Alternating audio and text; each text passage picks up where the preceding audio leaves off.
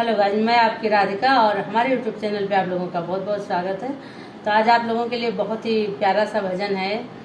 जब शंकर भगवान दूल्हा बन करके गए थे तो गौरा मैया की सखिया सब कह रही थी कि चलो दूल्हा देख के आते हैं। तो देखो, जब दूल्हा देख के आए तो पार्वती जी से क्या कह रही हैं सारी सखियाँ मिल करके। आप लोग गानों के माध्यम से सुनिए, बहुत ही सुंदर भजन है, फुलवाज करके देखिएगा।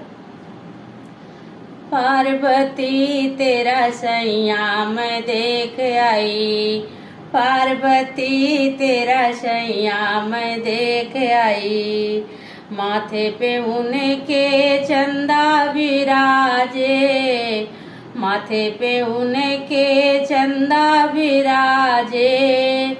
जटा में बह रही गंगा मैं देख आई, जटा में बह रही गंगा मैं देख आई।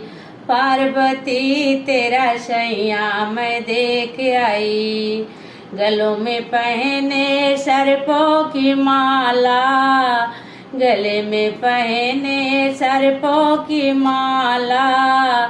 कान में बिच्छू ततैया मैं देख आई, कान में बिच्छू ततैया मैं देख आई। पार्वती तेरा सैया मैं देख आई, पार्वती तेरा सैया मैं देख आई। तन पे रची है भस्म भभूति, तन पे रची है भस्म भभूति। और पहने मृग छाला मैं देख आई, और पहने मृग छाला मैं देख आई।